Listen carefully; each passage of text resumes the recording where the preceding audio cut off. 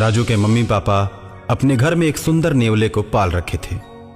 राजू हमेशा नेवले के साथ खेला करता था और नेवला भी राजू का बहुत ही अच्छा दोस्त बन गया था। राजू घर से बाहर जाता तो नेवला भी उसके साथ चला जाता था। राजू के घर के पास एक पीपल का बड़ा सा पेड़ था जिसके नीचे एक विषैला सांप रहता था। सांप बड़ा ही बदमाश था, आते जाते लोगों को काट दिया करता था।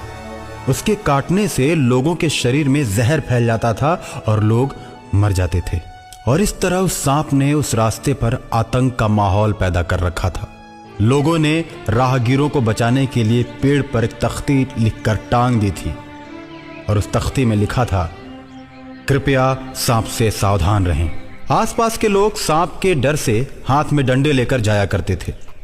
एक दिन सांप चुपके से राजू के घर में घुस जाता है। रात के 11 बजे राजू अपने कमरे में सोया था और उसके मम्मी पापा दूसरे कमरे में। नेवला राजू के साथ सोया था। नेवला रात में भी हमेशा चौकन्ना रहता था। सांप राजू के कमरे में घुस जाता है और जैसे ही राजू को काटने की कोशिश करता है, नेवला सांप की गर्दन को पकड़ लेता है। दोनों में भीषण लड़ाई होती है और अंत में नेवला सांप को मार देता है। सांप का खून घर के दरवाजे से बाहर की ओर आने लगता है। राजू दरवाजा बंद करके सोया है। उसके मम्मी पापा दरवाजे के बाहर खून देखते हैं तो सोच में पड़ जाते हैं। उन्हें लगता है कि राजू को किसी ने मार दिया। वो लोग दरवाजे को पीटते हैं, लेकिन गहरी नींद में सोया राजू जग नहीं पाता। नेवला किसी तरह दरवाजे को खोलता है और बाहर आता है। राजू के मम्मी पापा मन में ये सोचते हैं कि नेवले ने ही मेरे बच्चे को मार दिया।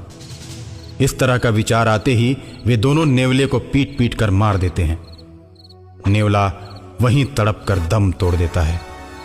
नेवले की कराह और मम्मी पापा के चिल्लाने की आवाज सुनकर राजू जग जाता है और अपनी मां से बोलता है, मम्मी सुबह सुबह क्यों चिल्ला रही हो? क्या हो गया? राजू की मम्मी उसकी आवाज सुनकर अवाक रह जाती है। उसको अपने गोद में उठाकर उसका माथा चूम लेती है। राजू के पापा भी कमरे में प्रवेश करते हैं।